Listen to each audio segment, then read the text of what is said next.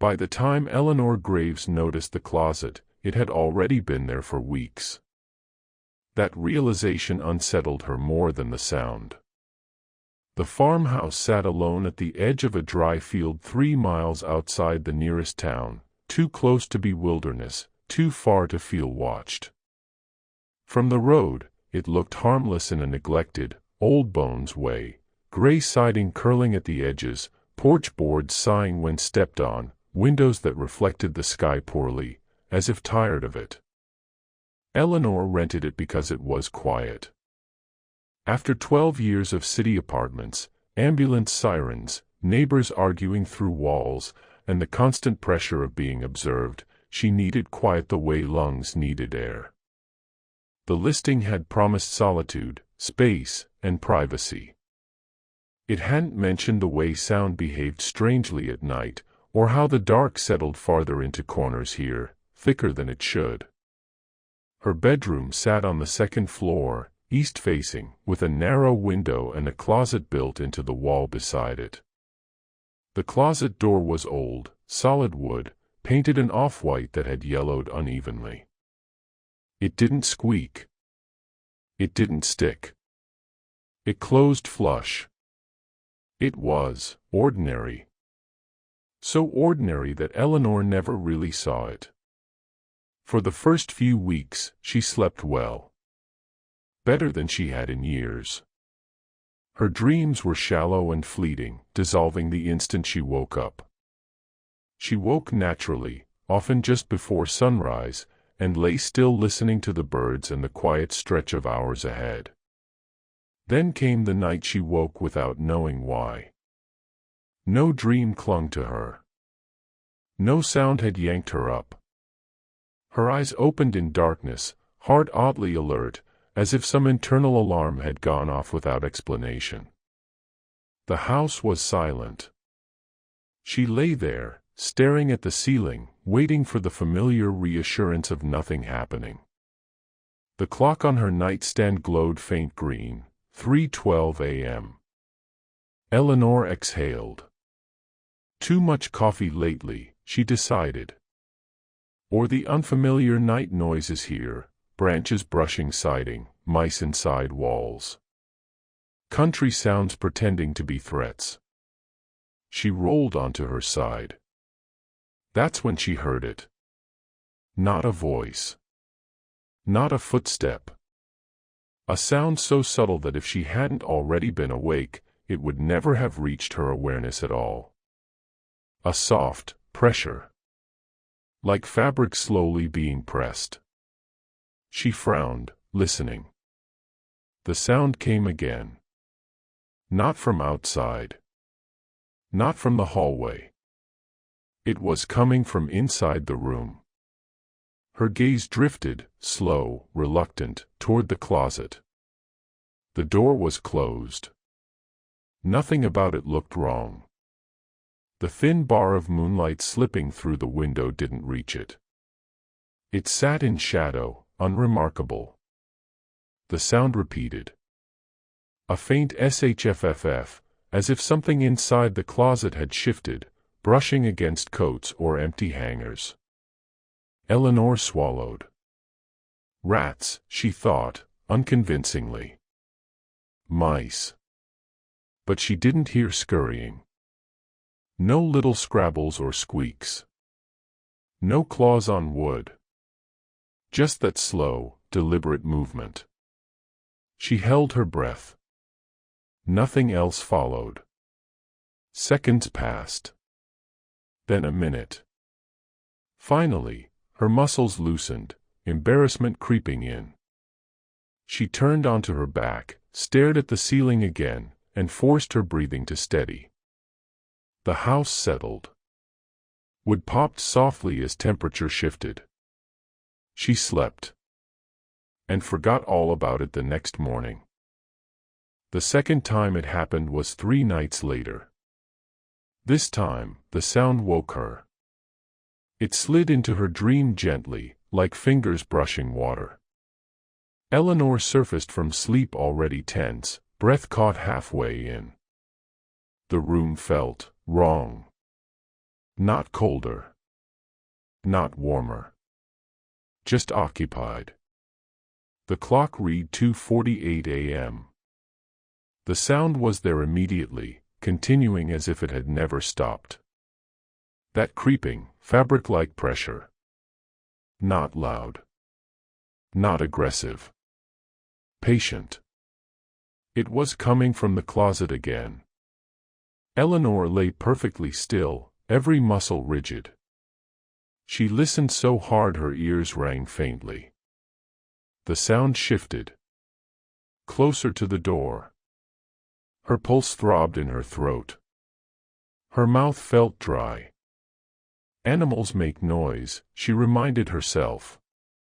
Old houses amplify it. Still, she didn't move. Minutes ticked by. Her heart slowed.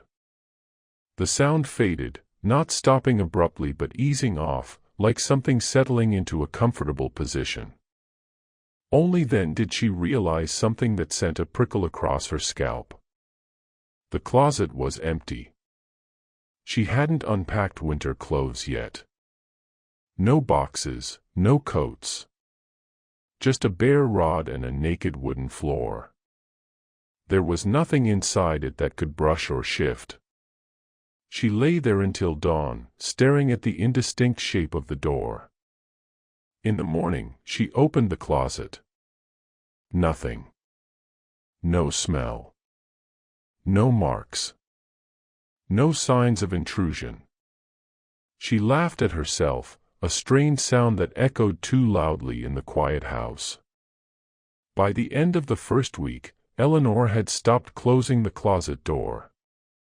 She told herself it was for ventilation. Or convenience. But the truth crept around her thoughts like something avoiding direct light. She wanted to be able to see inside it. At night, she left a lamp on low. Just enough to keep the room from going fully black. The closet gaped open, its interior empty and harmless. The sounds did not come when the door was open. She slept. Relief washed through her, thin and temporary. That was when the dreams began. In them, she stood in her bedroom, awake but unable to move, staring at the open closet while shadows pooled unnaturally deep inside it. The darkness there bulged, not outward, but inward, like it had dimension, weight. She never saw anything emerge. She always woke just before something did. At the start of the second week, Eleanor closed the closet door again. She isn't sure why. She did it without thinking, her hand resting on the knob a little too long, her reflection warped in the glossy paint. A flicker of unease crept up her spine as the latch clicked into place. That night, the sound returned. Stronger. This time, it was unmistakably closer. And this time, it wasn't just movement. It was breathing. The breathing did not sound the way Eleanor expected. It wasn't wet or animal. It wasn't ragged. There was no effort in it at all. No hunger, no strain. It was calm.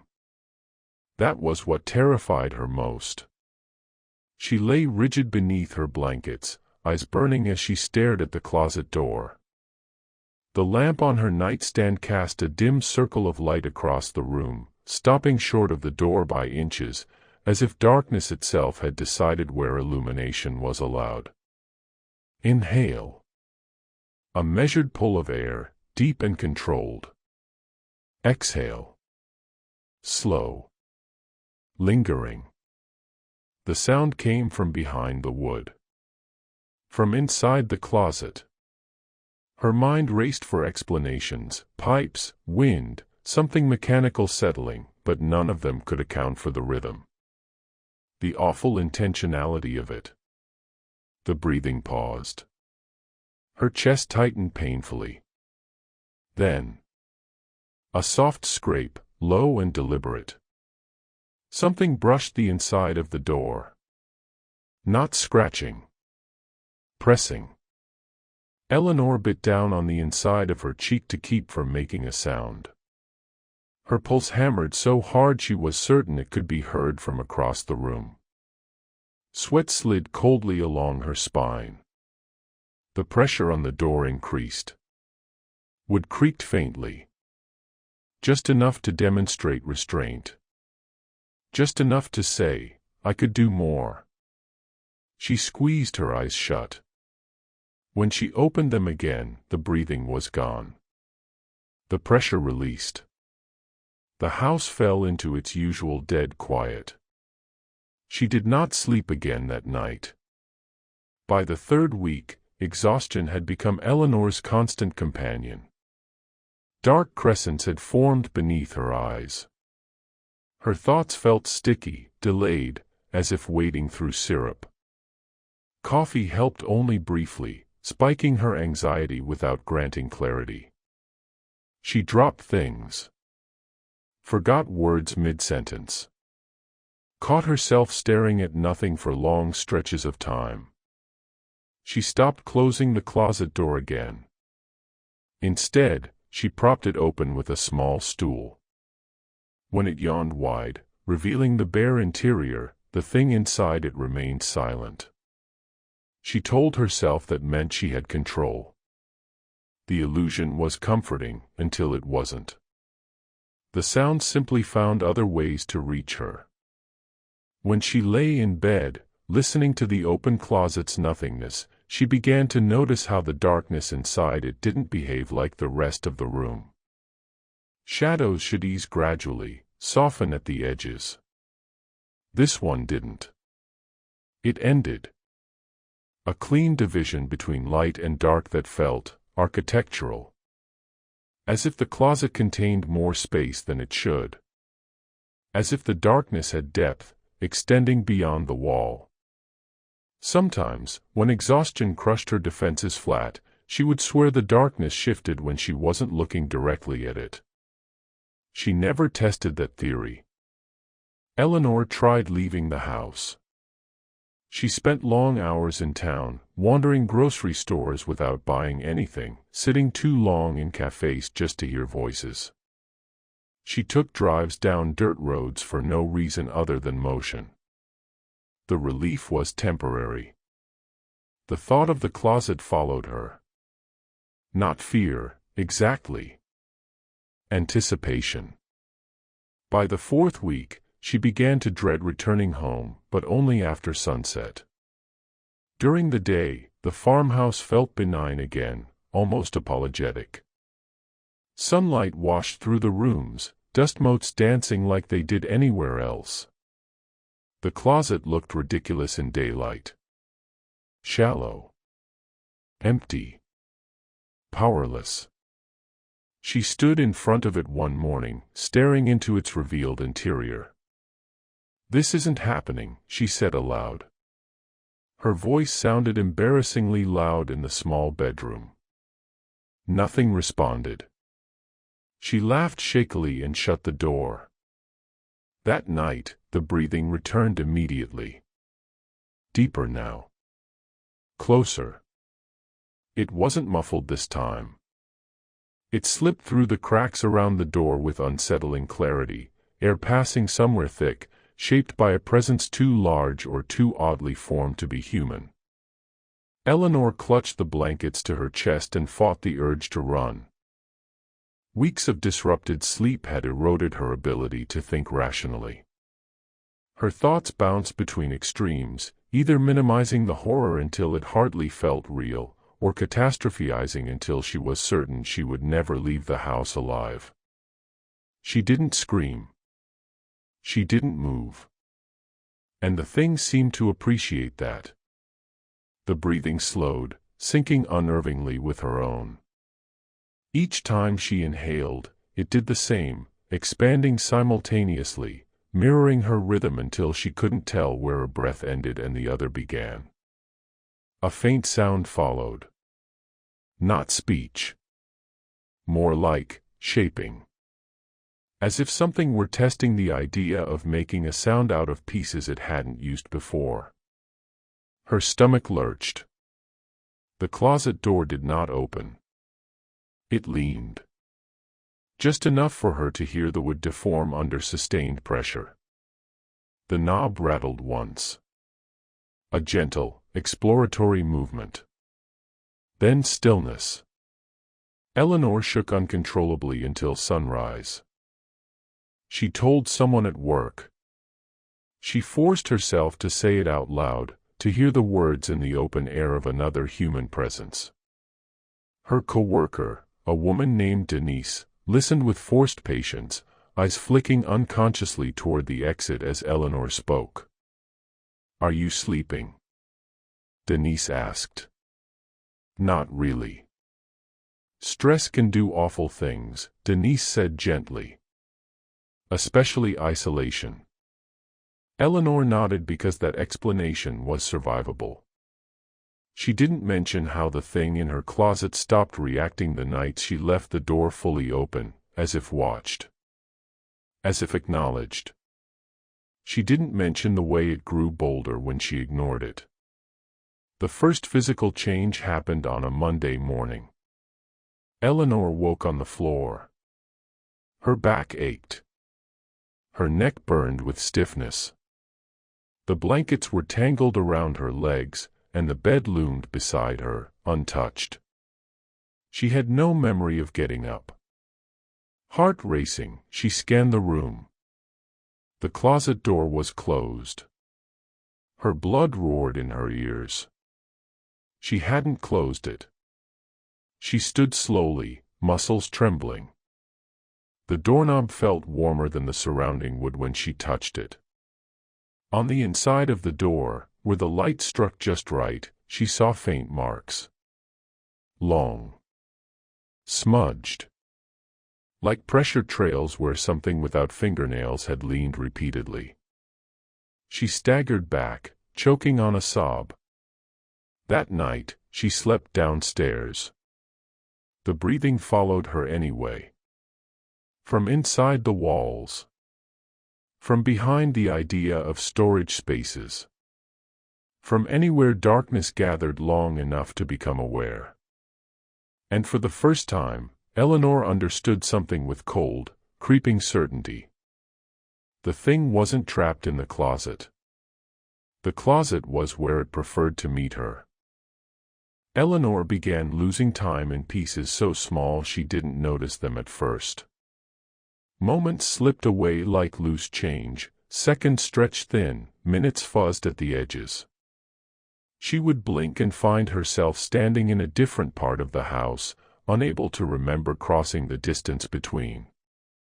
The sensation wasn't panic-inducing at first. It felt more like distraction made physical. As if her attention were being borrowed. She started keeping lights on constantly. The farmhouse glowed at night like a ship adrift on land, lamps in every room, hallway bulbs burning through the small hours. The electric bill skyrocketed. She didn't care. Darkness, she had learned, didn't need the whole room. It only needed corners. It gathered beneath the kitchen sink. Behind the staircase. In the narrow space between the washer and the wall. Any place depth existed without invitation. She avoided closets entirely now. Still, the breathing continued. Sometimes faint.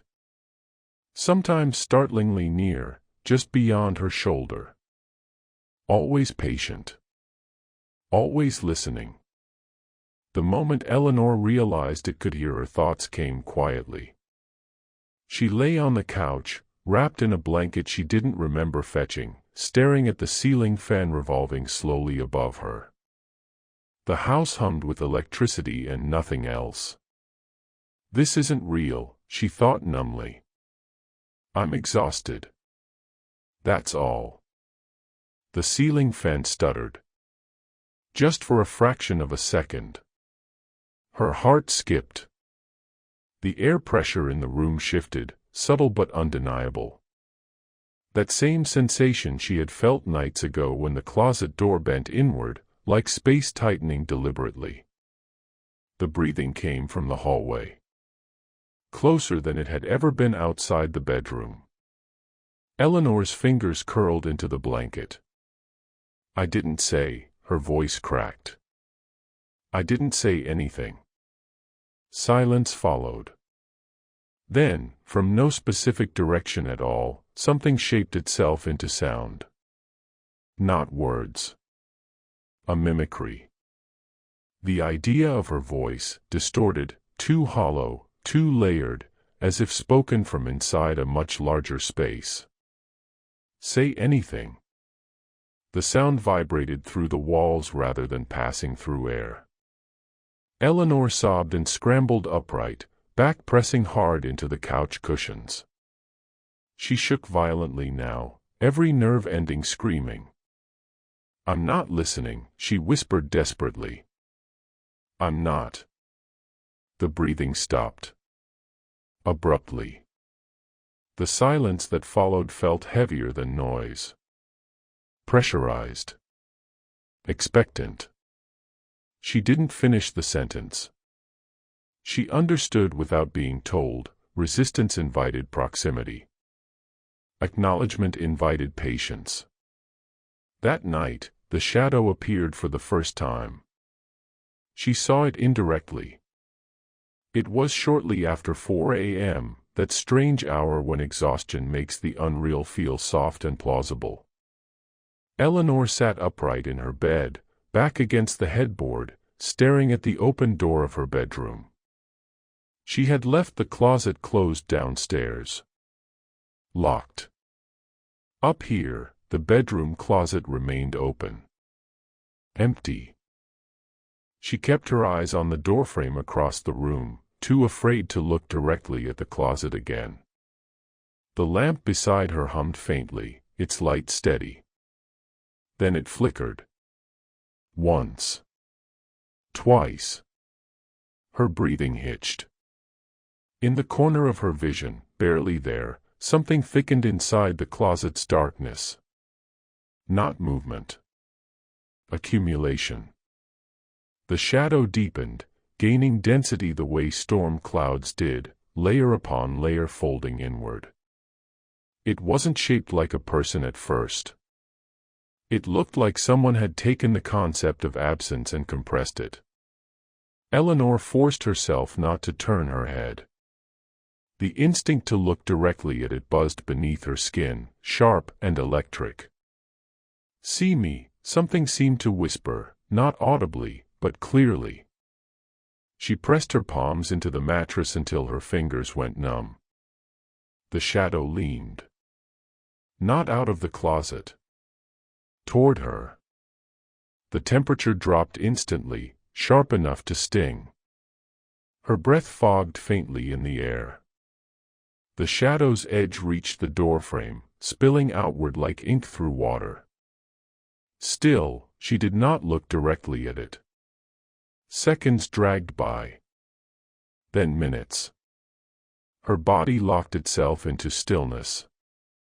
Tears leaked silently from the corners of her eyes, wetting her pillow. Finally, the shadow eased back. Not retreating. Recentering. The light stabilized. The darkness returned to being empty.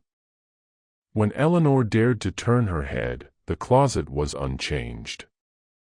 But she knew. It had chosen her.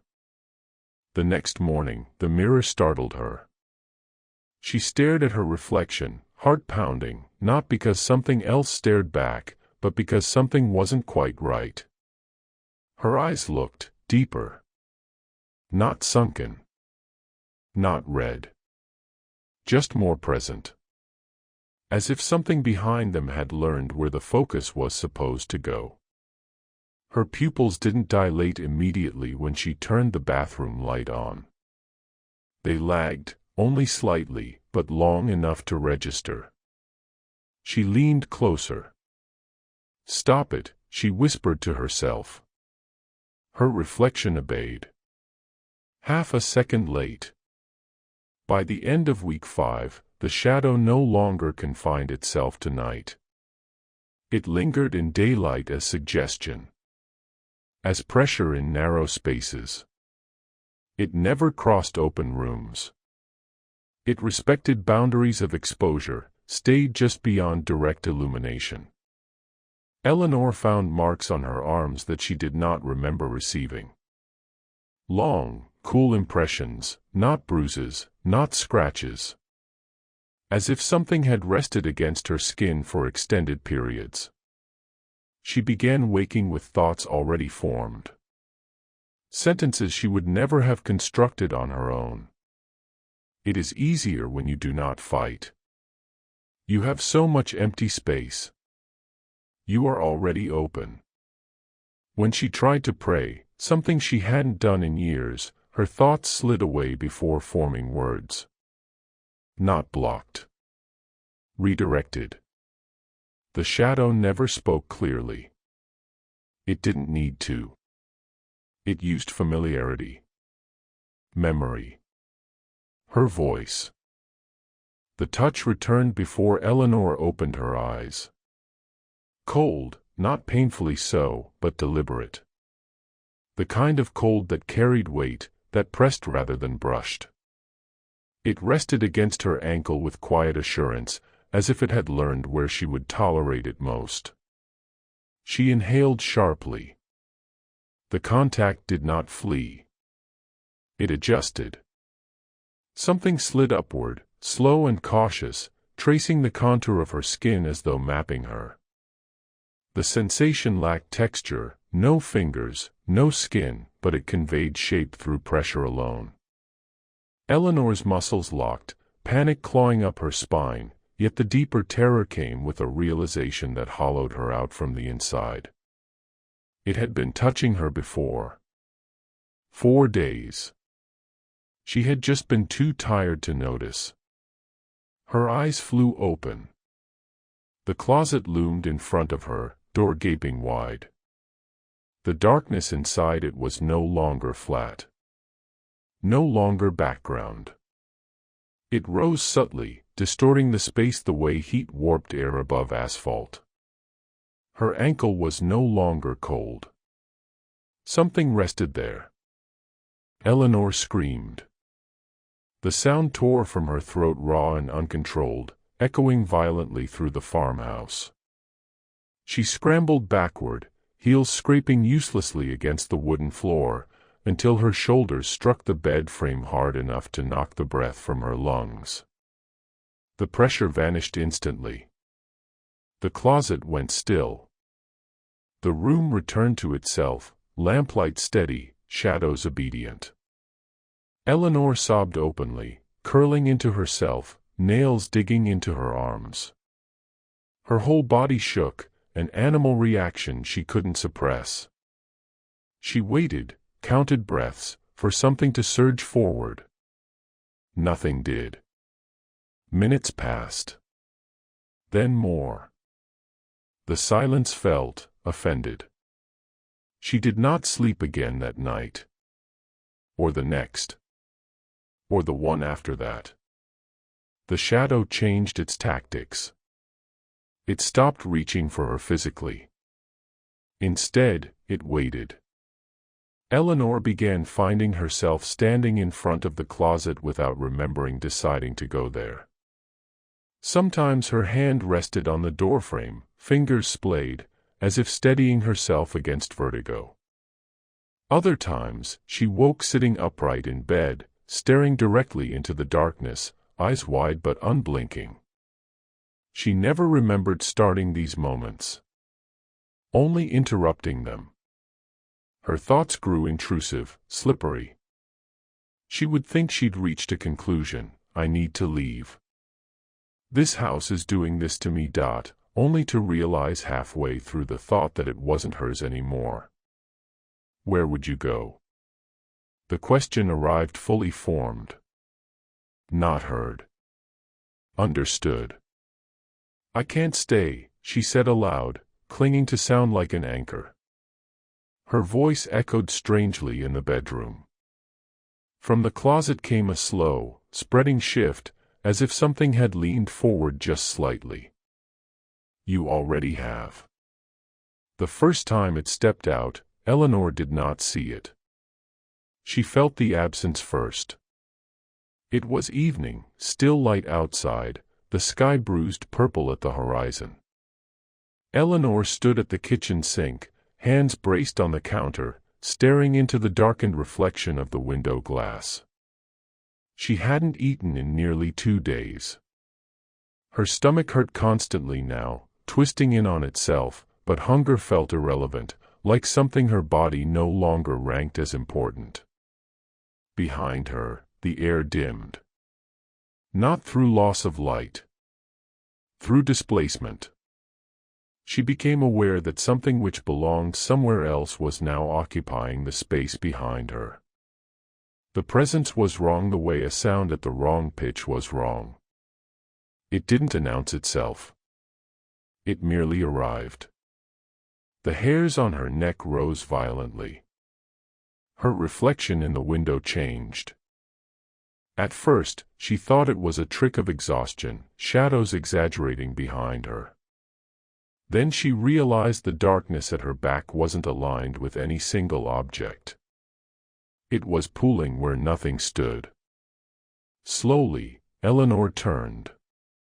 The shadow stood a few feet away. It was taller than she was. Not sharply outlined, its edges blurred, gradient-like, as if constantly shedding and reforming.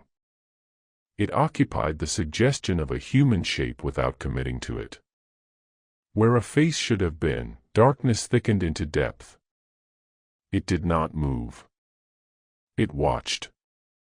Eleanor's knees buckled, and she would have fallen if something, had not steadied her. The contact was unmistakable now. Cool pressure around her upper arm, supportive in a way that turned her stomach. Up close, the shadow radiated that same awful calm she'd sensed in its breathing. No urgency. No hunger. Only certainty. You see, it conveyed, effortlessly. Her mouth moved without permission. I didn't want to.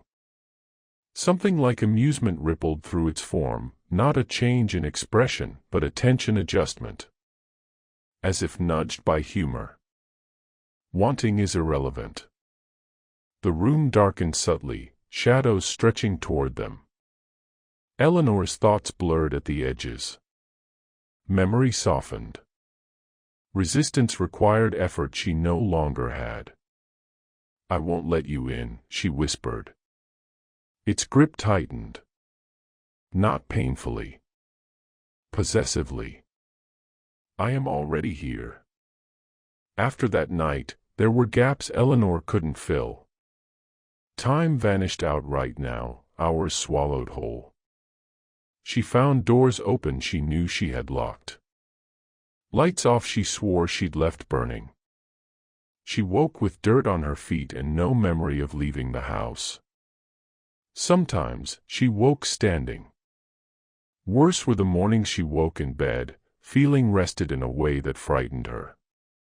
The shadow stayed close. It didn't follow her like a monster. It overlapped her like a second skin. She began catching herself pausing before mirrors, not startled, not confused, but curious. Watching shifts in her expression that arrived a beat too early or too late. Her reflection smiled once when she had not. That was when she understood the bargain being formed around her. The shadow did not want her body. It wanted the space inside it. And Eleanor, fractured, exhausted, hollowed out by weeks of terror, was full of space now. On the 43rd night, she stopped locking the closet.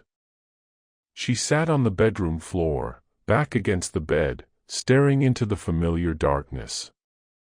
I can't survive like this, she said quietly. The shadow pulled at her side, pressurized the air.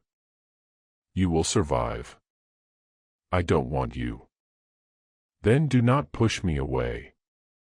The logic slid into her mind smoothly, finding purchase where fear had already carved channels. "What do you want?" she asked. The shadow leaned close, not threatening now, intimate. "To finish what you started." Her breath trembled. And then a pause. A consideration. "Then you will not be alone again."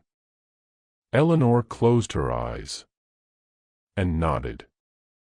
The first thing Eleanor noticed was how easy it became to sleep. Not natural sleep, nothing like what she remembered from before the farmhouse, but a deep, blank heaviness that pulled her under without dreams. When she woke from it, hours had passed cleanly. No panic. No breathless jolts. Just absence. The shadow never left during those nights. It stayed close, not looming, not threatening.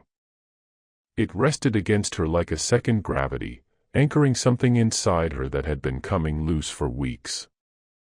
She told herself this was survival. She told herself she had made a choice. Mornings improved. That was the lie that frightened her most. Her thoughts came more quickly now, sharper and better organized. The fog that had plagued her lifted in ways that felt miraculous. She stopped forgetting words. Stopped losing time, at least in ways she could detect. Her body felt steadier.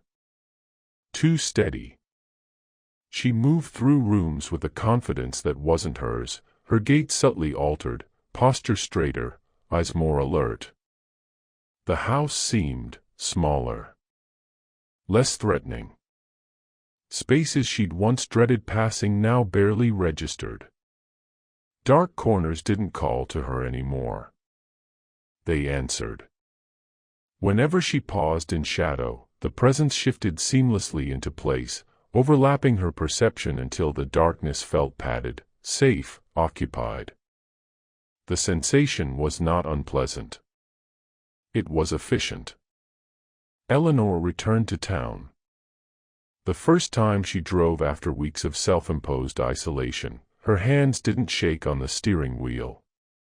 Traffic noise didn't overwhelm her.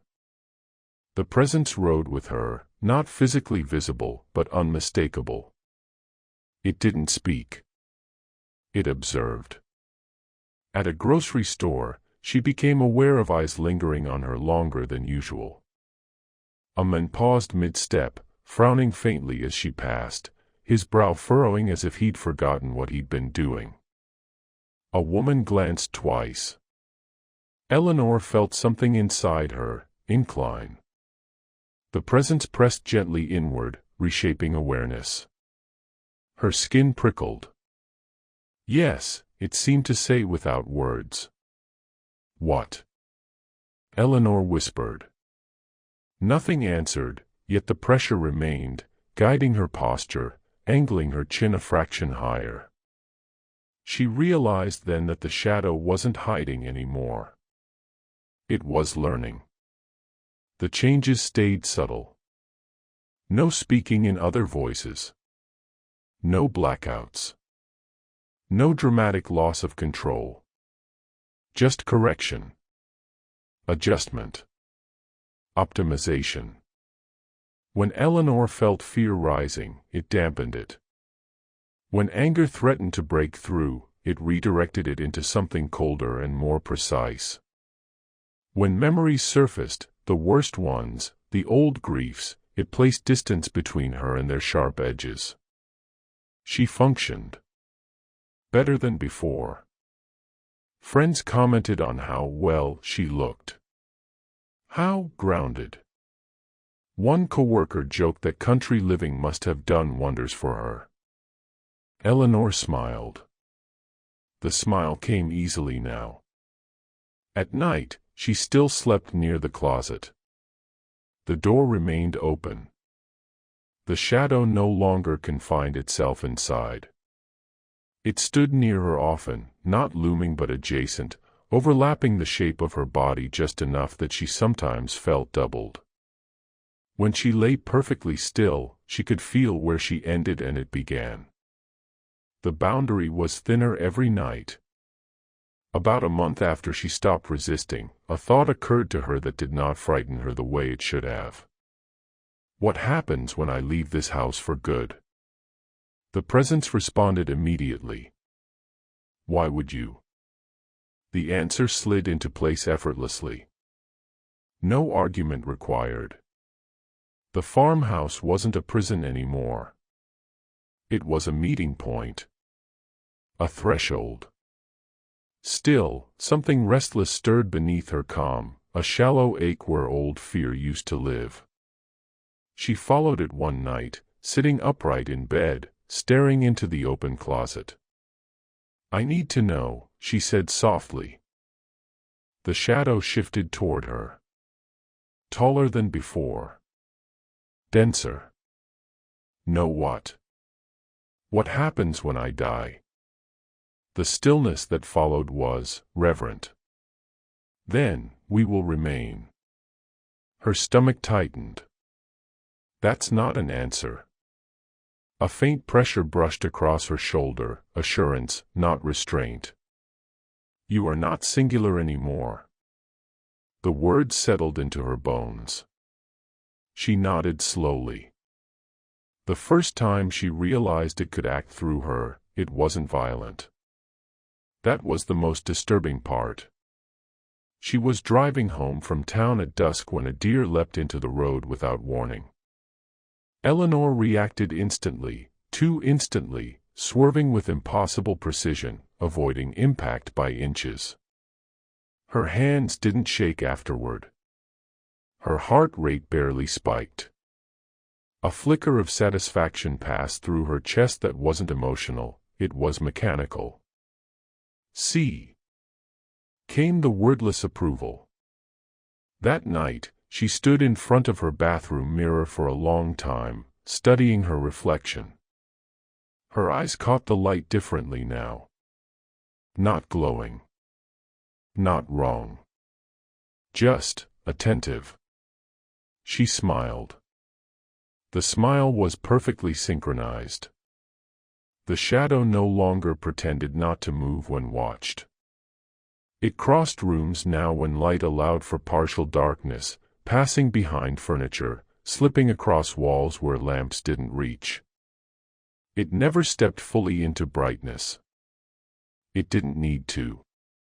Eleanor found herself speaking aloud sometimes, not to it, but for it. Reassuring herself. Justifying. I'm still me, she said once, tracing condensation on a window. The shadow rested close behind her. Yes, it agreed. She didn't notice the emphasis.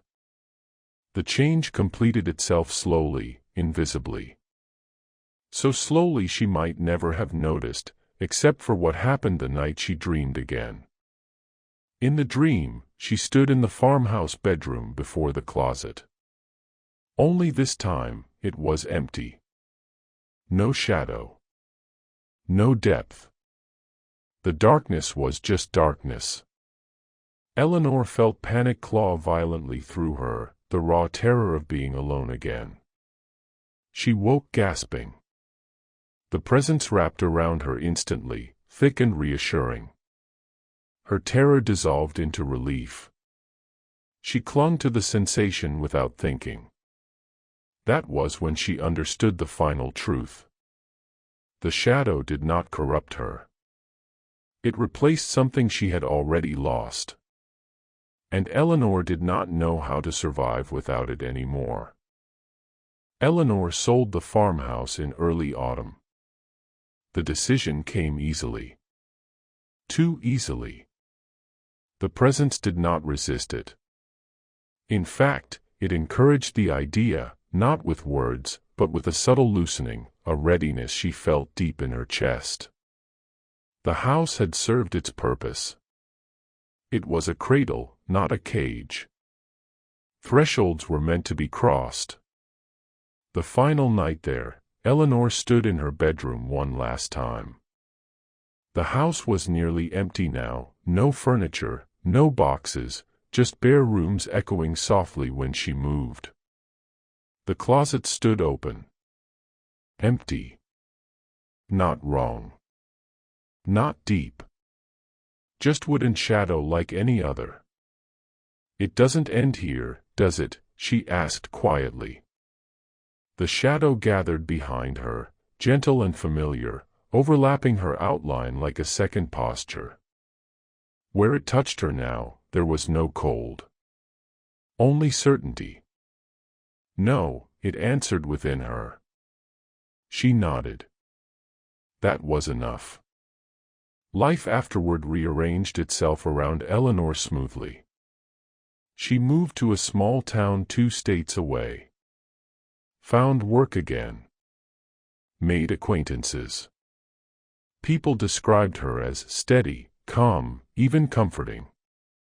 Strangers found themselves telling her things they hadn't meant to.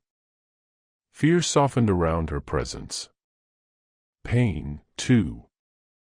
In darkened spaces, movie theaters, hallways at night, rooms lit only by televisions, she felt the shadow stretch and settle, alert but content. It did not hunger. It did not rage. It noticed. Large emotional spaces attracted it most: grief, despair, loneliness. It leaned into those moments not as a predator, but as a responder. Sometimes, people felt better afterward.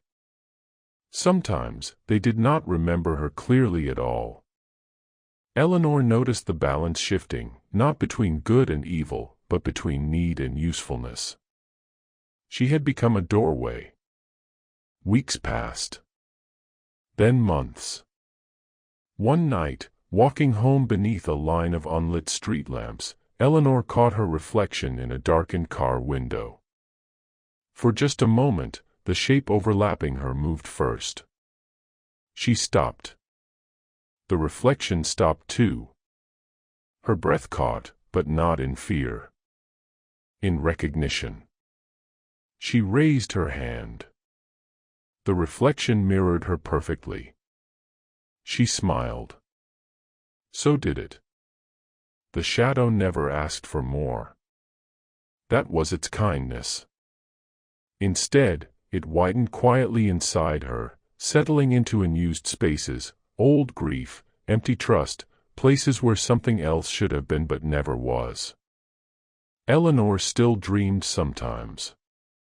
In those dreams, she stood before the closet again, but now the door was gone entirely. The space beyond stretched larger than the house, larger than the idea of rooms. Not darkness. Depth. She never stepped through. She didn't need to. On the anniversary of the night she first heard breathing, Eleanor woke before dawn in her new apartment. The room was dark, peaceful, safe. She lay still, listening, not for fear, but for confirmation. There it was. That calm, measured presence. Not behind her. Not beside her. Within.